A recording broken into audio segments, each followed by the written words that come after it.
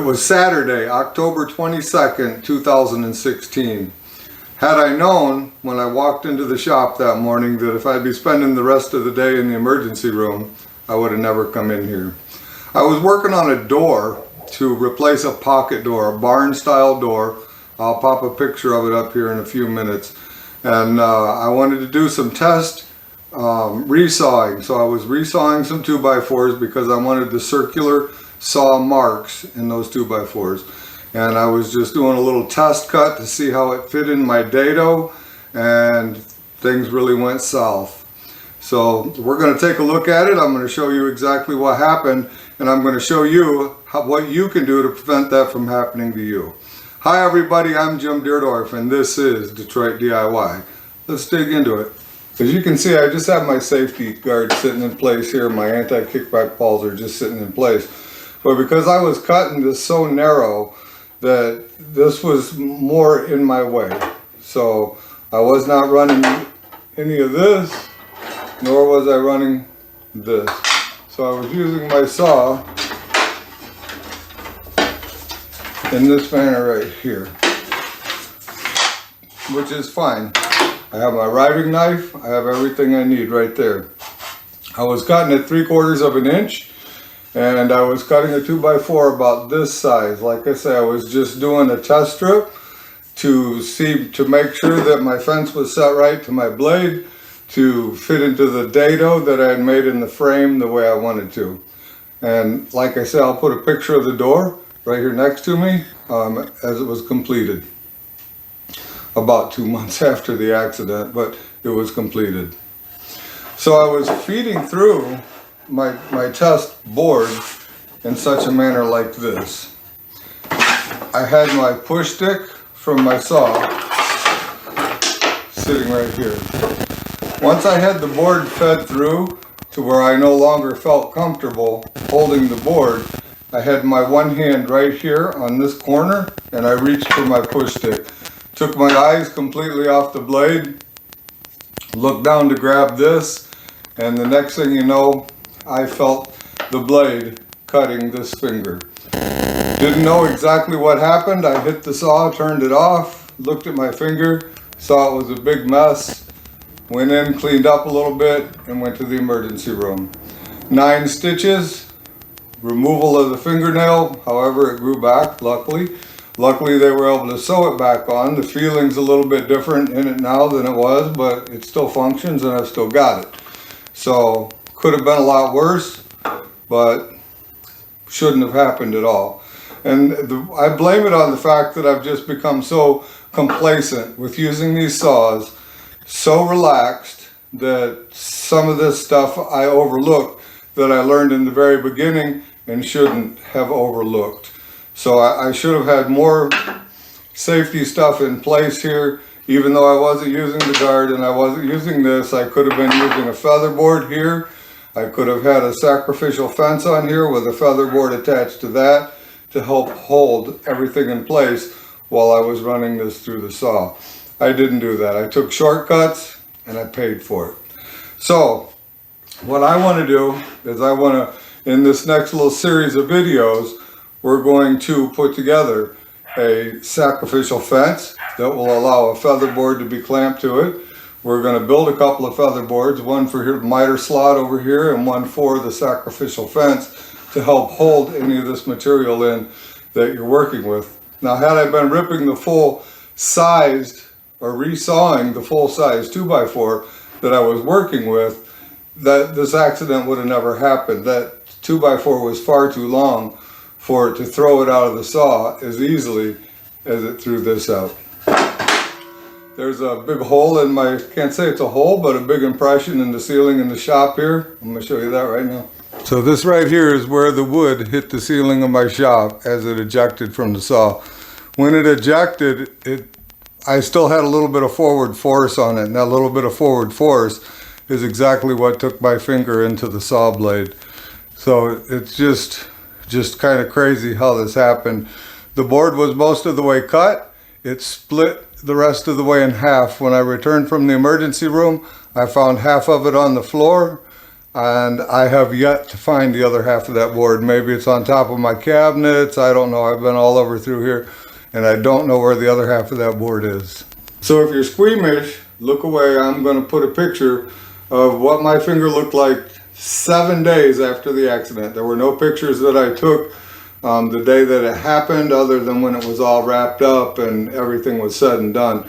But on the 7th day, they removed the stitches and I was able to get some pictures.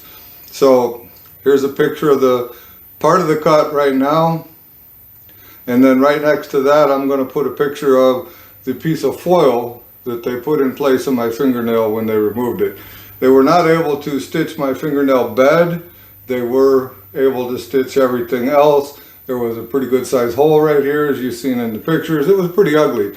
But like I say, it could have been so much worse.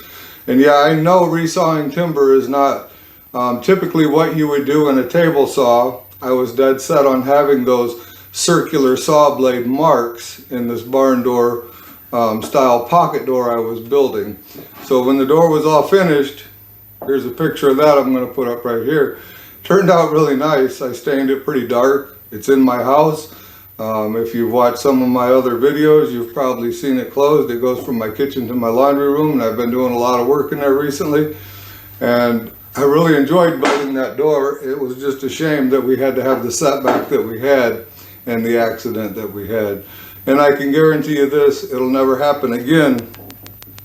And the first time I turned on the saw after that accident, I was a little nervous, a little shaky. It was almost like the first time I had ever used a table saw. So always use every bit of safety that you can. When I use this table saw, you will rarely ever see me use any of this equipment provided by the saw company. I don't like it. It's in my way. I can't see my lines. I can't see what's going on. And I like to have that visual of exactly what's going on. So since then, I have built, like I say, the sacrificial fence, the feather boards, everything I need to hold this stuff in place. And we're going to go through it. My sacrificial fence is all done. My feather boards are basically worn out.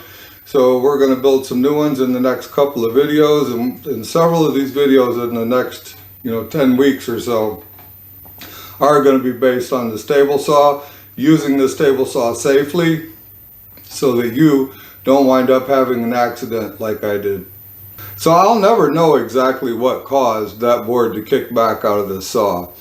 The riving knife, in all realities, should have been enough to prevent that from happening. However, sometimes when you're cutting these boards, there's knots and there's so on and so forth. I have a feeling that when I stopped putting downward pressure on it and was just holding it here on the back corner, that the saw blade was encountering a knot. And I think what happened at that point in time is the back of the blade was at that knot and it just started lifting it up. And once it starts lifting up from the back of the blade, you're done. This board is coming out of there, and it's coming out of there fast. So, and unfortunately, it happened so fast, I didn't even know that the board was no longer in the saw.